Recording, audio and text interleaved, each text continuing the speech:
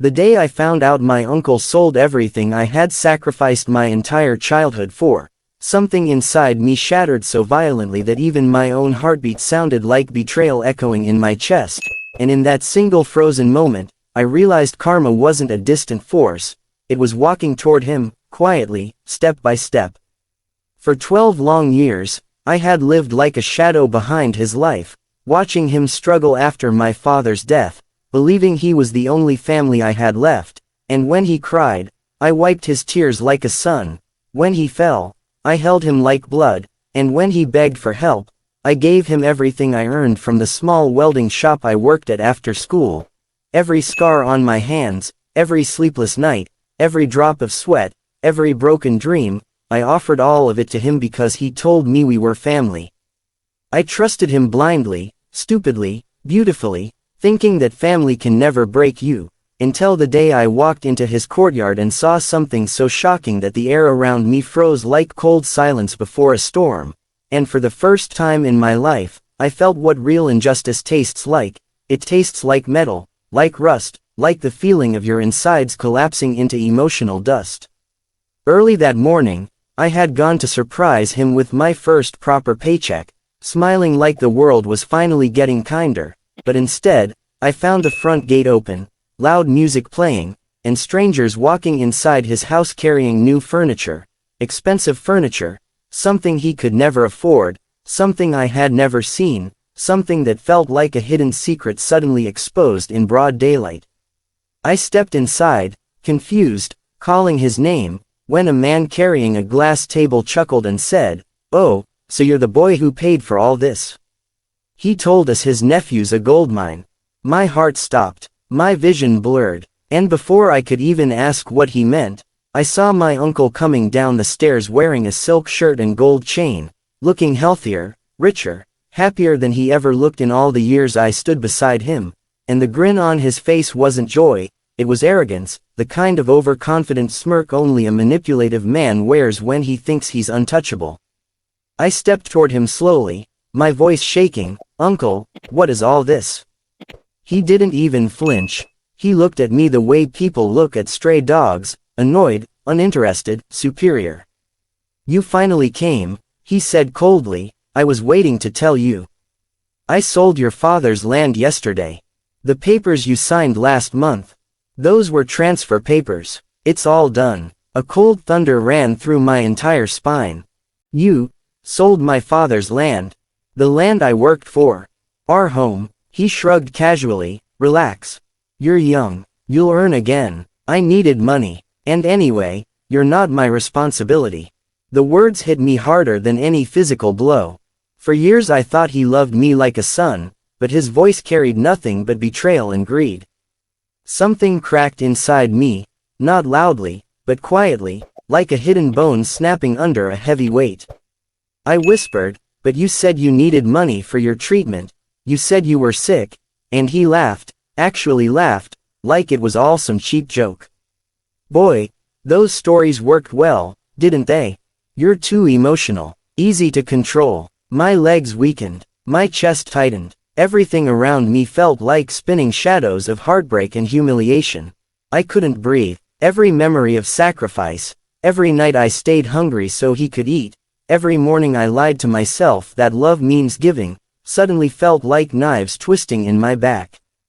But the worst blow came when a woman stepped out from behind him, dressed in expensive clothes, smirking as she rested her hand on his shoulder and said, "Why are you wasting time on him? Tell him to leave. He doesn't fit in this house anymore." And my uncle nodded, as if I was nothing, as if I hadn't built his entire life with my bare hands. He pointed at the door and said, "Get out, and don't come back. Everything here is mine now." That moment felt like emotional collapse, like the world had folded itself into darkness. I stepped out of the house numb, but with every step I took away from him, something new was rising inside me, slowly, quietly, dangerously. It wasn't anger, it wasn't hatred, it was colder, sharper, like a blade being forged in silence, like karma stitching its wings behind me. I didn't know how or when, but I knew one thing with absolute clarity. The man who stole my life was going to taste every drop of revenge he earned, and when it would come for him, he wouldn't even see it until it was too late. I walked away from that house like a ghost drifting through a world that no longer recognized me, but every step I took turned the confusion inside me into something razor sharp, something heavy, something burning quietly like revenge waiting for the perfect breath, and though the betrayal kept replaying in my head, his laugh, his arrogance, his cold dismissal, what hurt the most was realizing I had wasted my entire youth believing a lie wrapped in fake affection. For 2 days I didn't speak to anyone, wandering through the old roads near the river where my father used to take me as a child, and every gust of wind carried the same unanswered question, how could someone do this to family?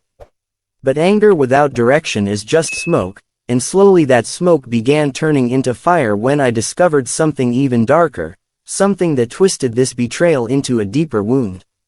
On the third night, I went back to the old welding shop where I used to work, hoping to clear my head, but when I arrived, I found the door half open and the owner, old Master Rahim, sitting with his head down, trembling slightly. When he saw me, his eyes filled with guilt instead of surprise. "Beta, sit," he whispered, but his voice carried a weight of a hidden secret. I sat across from him, and after a moment of heavy silence, he said the words that would flip my entire world again, "Your uncle came here last week. He said he needed your signature to withdraw your father's savings. He told me you agreed, but I knew something was wrong." I tried to stop him. My blood froze. "Savings," I whispered. "What savings?" Master Rahim looked at me with eyes full of regret. "Your father left you money, son. A lot more than you think. Your uncle has been taking it piece by piece for years. You weren't supporting him, he was draining you." My chest tightened so sharply it felt like someone stabbed me. He took my father's money. All the years I thought I was helping him." Rahim nodded slowly. "He used you, boy. He tricked you from the start." The room felt too small, too suffocating, too filled with betrayal to breathe. Every memory of my uncle crying in front of me, every tear, every plea, every fabricated illness, flashed like a twisted slideshow of manipulation, and my hands clenched so hard my nails dug into my palms. I stood up without a word and walked into the night, and the world outside looked different now, colder, darker, but clearer, like the fog of innocence had finally lifted.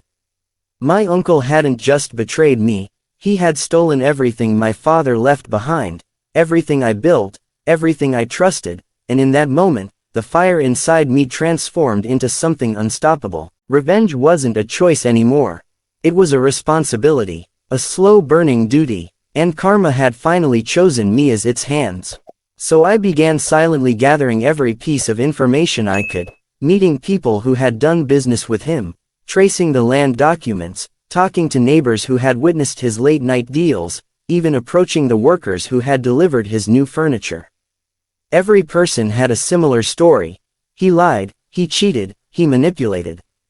He had become a man who believed nothing could ever ruin him. And that arrogance was going to be the first crack in his downfall. Then I started working quietly at a construction site, saving every penny, not for survival but for strategy. Every night I studied the documents Rahim managed to recover, photocopies of forged signatures, hidden contracts, secret loans he took under my father's name. And slowly, a master plan started forming in my mind, not the kind that relies on violence or crime, but the kind built on patience, intelligence, and the exact weapon he used against me, paperwork. If he stole my family's home through signatures, I would destroy his empire through the same ink. I waited, I watched, I listened. Weeks passed, but inside me the fire never dimmed, it only sharpened. One evening, as I walked past my uncle's house, I noticed something strange. He was arguing loudly outside with the woman he lived with, shouting about money, debts, and missing cash. The glamorous life he had built with my blood was already cracking from the inside. She pushed him, screaming, "You told me you had enough. Why are people coming to the house asking for repayments? What loans are they talking about?" He slapped her, and she stormed inside, slamming the door. I didn't feel pity. I didn't feel fear. I felt the quiet whisper of karma starting its work. And that night, I smiled for the first time since the betrayal, because I knew the collapse had begun. And I was going to make sure the final payback came like an unexpected turn that would break the very ground he stood on. I knew the universe doesn't give second chances, so I treated every second like a weapon, sharpening it quietly until the day came when everything aligned. The documents, the witnesses, the proof, the timing, and that morning, when the sun rose, I felt something inside me settle with a cold, steady calm, the kind people feel before stepping into a battlefield they've already won. My uncle had no idea that the workers he had mistreated, the neighbors he had insulted, the shopkeepers he owed money to, all of them were silently rooting for his downfall, all of them ready to speak the truth the moment anyone asked, because greed can build walls, but cruelty builds enemies, and he had collected them like trophies. I walked into the district office with copies of forged signatures, bank statements showing illegal withdrawals, testimonies from multiple people, and the original land transfer recorded with a fake medical certificate claiming I was mentally unfit to manage property, a lie he had used to justify signing on my behalf. The officers listened, slowly leaning forward, their expressions hardening as every paper fell on the table like quiet bullets. Within an hour, the investigation order was signed, and for the first time, the balance began tilting toward justice. But I didn't go home to rest. Instead, I went straight to the factory where he had secretly invested the stolen money. I had discovered that he was laundering income through a partner who hated him but stayed silent for profit. When I confronted the partner with the threat of legal exposure, he broke instantly, signing a full confession that placed every financial fraud on my uncle's shoulders. The storm was officially loaded. All it needed now was the wind. 2 days later, it finally arrived. I was walking toward the marketplace when I heard shouting, loud, desperate, panicked, and when I turned, I saw officers crowding around my uncle's house while he stumbled out in shock, shouting that there must be some misunderstanding. For years he walked like a king, chest lifted, chin raised, but in that moment he looked small, fragile, trembling like a coward who finally saw the monster he created standing behind him. People gathered around, whispering about stolen property, fake documents, unpaid debts, hidden bank accounts. His luxurious furniture was being carried out as seized assets. The woman he lived with slapped him in front of everyone and screamed, "You promised me a future. You told me you had money. You liar," before she jumped into a taxi and vanished. My uncle begged the officers to listen, but every word he uttered only tangled him deeper in the web he had spun himself. I watched silently from a distance as he was handcuffed, his gold chain hanging crooked, his shirt wrinkled, his pride bleeding into the dirt. The same neighbors he once humiliated now stared at him with the cold satisfaction only karma can bring. He finally noticed me standing at the corner, and for a moment, the world went utterly still. His eyes widened, not with anger, but with a fear so raw it made the entire street feel colder. He stumbled toward me before the officers pulled him back. You did this," he gasped. I didn't blink. "No," I whispered, loud enough for only him to hear. "You did this. I just gave your actions a mirror." His face collapsed into something between heartbreak and horror, and he fell to his knees as if the weight of his own sins had crushed his spine. For the first time in my life, I saw him without the mask, no arrogance, no manipulation, just a man drowning in the consequences he had built with his own hands. They dragged him away, and the cold silence he left behind felt like the final page of a long, painful chapter finally closing. But revenge wasn't just about watching him fall, it was about reclaiming what he stole. Over the next month, the investigation revealed the full truth. The land was returned to me legally, the stolen savings were recovered from his hidden accounts, and every person he had deceived came forward to testify. His partner's confession sealed the case completely. My uncle received a long sentence for fraud, forgery, financial theft, and property manipulation. But the moment that truly ended the storm happened on the day I visited him in prison, not for closure, not for forgiveness, but for truth. I walked into the visitor's area, and he sat across from me, thinner, older, broken in ways I didn't think possible. His voice was barely a whisper. Why didn't you just let me live my life? I raised you. I gave you everything. I leaned forward, my voice calm, steady, unshaking. You didn't raise me. I raised you. I fed you. I worked for you. I believed you. And you used that belief to destroy everything my father left behind. You broke the only bond I had left. His eyes watered, not with guilt, but with fear of a reality he could no longer escape. I never thought you'd fight back, he whispered. And I smiled, cold, quiet, final. That was your second mistake. The first was thinking family doesn't remember betrayal. The guard tapped the door, signaling time was over. I stood up slowly, leaving him in that gray room where the walls echoed with every lie he had ever told. As I walked away, he called my name once, softly, desperately, but I didn't turn. I didn't need to. Karma had finished what I couldn't. Outside the prison, the air felt different, lighter, clearer, like the world had finally exhaled after years of suffocation. I went back to my father's land, stood in the middle of the field, and closed my eyes.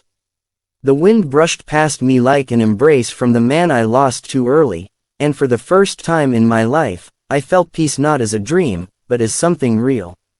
Some stories end with forgiveness, but mine ended with balance, because sometimes the only way to honor someone you loved is to make sure the person who betrayed that love answers for every hidden crime.